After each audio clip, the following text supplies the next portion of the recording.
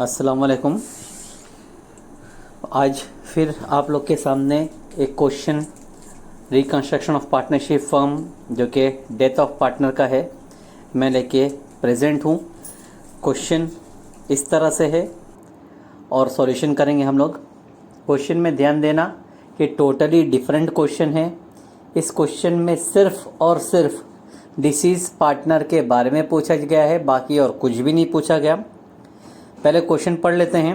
कहा गया है Virendra, Dharmendra, Narendra were partner sharing profits in the ratio of 3:1।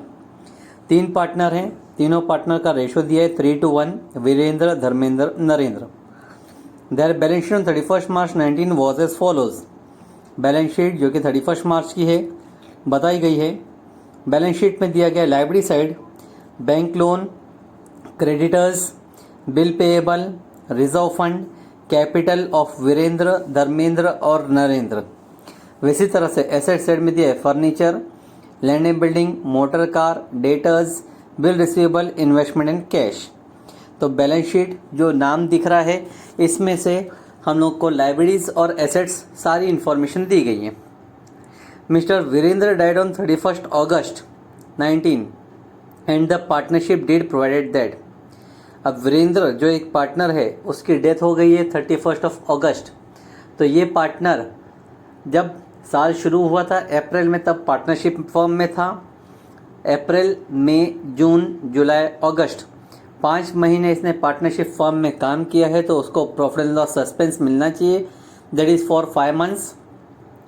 आगे कहा गया that the event of the death of mister Virendra his executives be intend to paid out. अब partnership deed जो agreement होता है पार्टनर्स के बीच, उसमें इंफॉर्मेशन दी गई थी कि at the event of death, कोई भी पार्टनर की डेथ हो तो उसके एग्जीक्यूटिव्स को, उसके घर वालों को मिला, क्या मिलेगा लीगल हायर्स को। इंफॉर्मेशन दिया number 1, the capital to his credit at the date of death. Capital amount जो भी है बैलेंस शीट में डेट ऑफ डेथ के टाइम पे वो कैपिटल अमाउंट मिलना चाहिए। Second, his proportion of reserve at the time of the last balance sheet. Balance sheet में जितना भी रिजर्व है, रिजर्व का शेयर ऑफ प्रॉफिट उसको देना पड़ेगा। Third, his share of profit to the date of death based on the average profit of the last 4 years.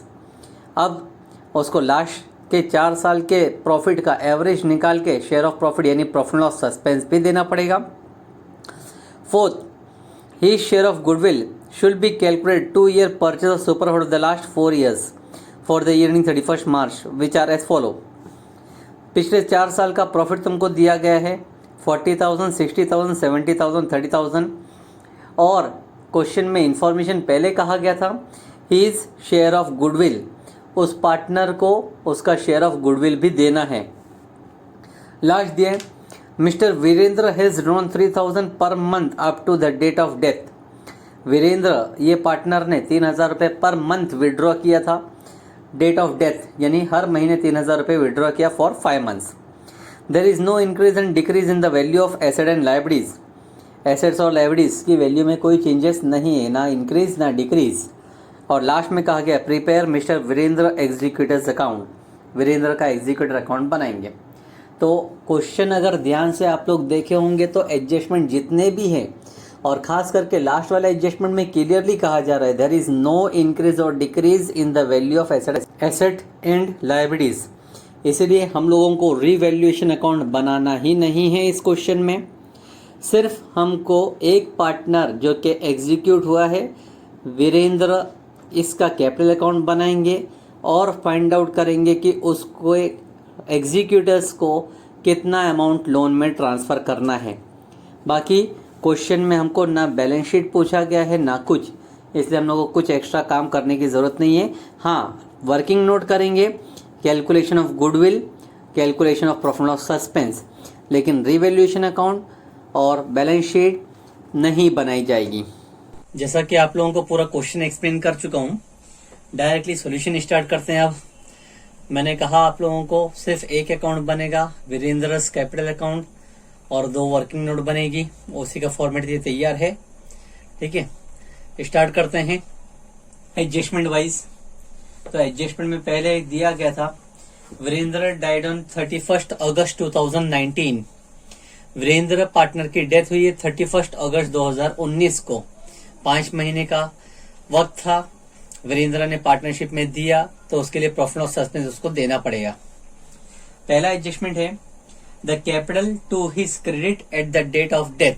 Capital, तो capital उसको देंगे पहले, और कैपिटल अगर देखें तो बैलेंस शीट में दिया हुआ है वीरेंद्र का कैपिटल है 90,000, तो पहले उसी को लिखेंगे by balance brought down, that is 90,000। सबसे पहली चीज जो वीरेंद्र के एग्जीक्यूटिव्स को देना होगा कैपिटल। सेकंड एडजस्टमेंट है his proportion of reserve at the date of last balance sheet. Balance sheet में जो भी रिजर्व है वो अमाउंट का शेयर, तो बैलेंस शीट में रिजर्व फंड दिख रहा था हम लोग को, लिखेंगे बाय रिजर्व फंड, ठीक है। और उसका शेयर निकालना है, शेयर, तो शेयर अगर देखा जाए पूरा अमाउंट रिजर्व फंड का है 30,000, जिसमें शेयर ऑफ वीरेंद्र, वीरेंद्र है पहला पार्टनर, फर्स्ट पार्टनर का शेयर था 3/6, 30,000 मल्टीप्लाई बाय 3 डिवाइड बाय 6, तो कैलकुलेट करने पे आंसर आता है 15,000, ठीक है। Third, his share of profit to the date of death based on the average profit of the last 4 years, ठीक है। अब उसको डेथ होने तक का प्रॉफिट देना है, जिसका नाम हम लोग यूज करते हैं प्रॉफिट एंड लॉस सस्पेंस। तो जब प्रॉफिट एंड लॉस सस्पेंस हम दे रहे हैं तो प्रॉफिट एंड लॉस सस्पेंस का कैलकुलेशन करना पड़ेगा, और बोला गया है average of the last 4 years, पिछले साल 4 साल का एवरेज, 4 साल का अगर हम एवरेज देखें तो 4 साल का हमको प्रॉफिट दिया हुआ था। पहला 40,000 है, प्लस सेकंड प्रॉफिट तुमको दिया है 60,000 है, प्लस थर्ड प्रॉफिट 70,000 है, और फिर प्लस फोर्थ प्रॉफिट है 30,000। ये 4 प्रॉफिट है, डिवाइड बाय हम करेंगे इसको 4, मल्टीप्लाई बाय शेयर किया जाएगा, मल्टीप्लाई बाय शेयर था 3/6, मल्टीप्लाई बाय मंथ्स करना है, मंथ्स देखे थे 5/12, ठीक है। तो ये सब हमको कैलकुलेशन करना पड़ेगा एक साथ में, एक एक करके, ठीक है। 40,000 प्लस 60,000 प्लस 70,000 प्लस 30,000 एडअप करते हैं, 40 60 1 लाख, 1 लाख 70 प्लस 30 हो जाता है 2 लाख, यानी आंसर आएगा 2 lakh divide by 4, multiply by करना है 3, और फिर डिवाइड बाय करना है 6, फिर आगे मल्टीप्लाई बाय करना है 5 मंथ्स, और आगे डिवाइड करना है 12 मंथ्स से। तो और डिवाइड करते हैं 2 lakh divide by 4, 2 lakh divide by 4 अगर देखें तो आंसर आता है 50,000, 50,000 multiply by 3 divide by 6 multiply by 5 divide by 12, ठीक है। अब अगर इसको कैलकुलेट करेंगे आगे तो 50,000 मल्टीप्लाई बाय 3 होता है 1,50,000, 1,50,000 को डिवाइड बाय 6 किया जाए, ठीक है, तो आंसर आएगा 25,000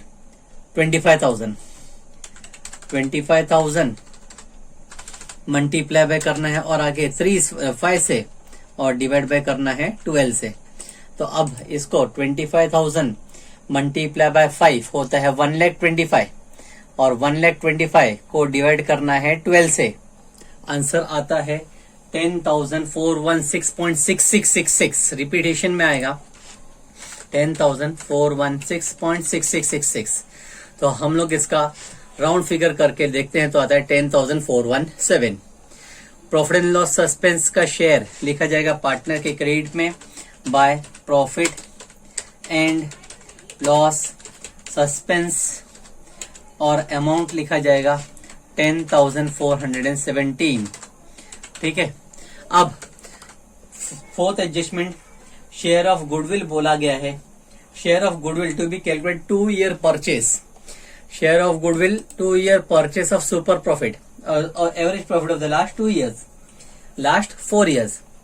तो यहां पर वापिस से गुडविल का कैलकुलेशन करते हैं सेम ऐसे ही, 40,000 plus 60,000 plus 70,000 plus 30,000 divide by 4। तो हमने कैलकुलेट पहले भी कर चुके थे। 40,000, 60,000, 1 लाख प्लस 70, 170 प्लस 30, तो आंसर होता है 2 लाख। 2 लाख को डिवाइड बाय 4 जब किया जाता है तो आंसर होता है 50,000। ठीक है, तो एवरेज आ रहा है 50,000 multiply by number of year purchase करेंगे। नंबर ऑफ ईयर परचेस बोला गया था 2 ईयर परचेस। 50,000 मल्टीप्लाई बाय 2, तो गुडविल का आंसर आ जाता है 1 लाख। लेकिन हमको सिर्फ वीरेंद्र का शेयर निकालना है, इसलिए वीरेंद्र का शेयर कैलकुलेट करते हैं। 1 lakh multiply by 1 lakh multiply by 3 divide by 6। 1 lakh multiply by 3 होता है 3 लाख, डिवाइड बाय 6 अगर करें तो आंसर हो जाता है 50,000। तो वीरेंद्र का जो शेयर ऑफ गुडविल है वो क्रेडिट में लिखेंगे बाय गुडविल, और अमाउंट लिख देंगे हम लोग कैलकुलेशन करके जो आया है 50,000। ठीक है, फोर्थ एडजस्टमेंट भी हो गया। लास्ट एडजस्टमेंट कहा गया था Virendra has drawn 3,000 per month to the date of death. Virendra जो पार्टनर है उसने 3,000 रुपए विड्रॉ किया है। विड्रॉ करना मतलब होता है ड्रॉइंग, जिसको हम लोग लिखते हैं कैश। उसने 3,000 रुपए पर मंथ विड्रॉ किया है for 5 months up to the date of death. 3,000 रुपए मल्टीप्लाई बाय 5 जब हम करेंगे तो अमाउंट हो जाता है 15,000। उसका ड्रॉइंग्स हो गया। ठीक है, और इसके बाद कोई एडजस्टमेंट नहीं कहा गया। ठीक है, तो अब हमारा सॉल्यूशन खत्म होता है, सिर्फ टैली करने का काम रह गया।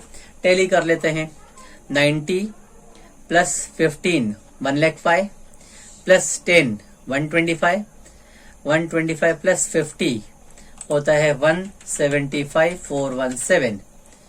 175,417 में से 15,000 माइनस करेंगे तो बैलेंस बचे 1,60,417।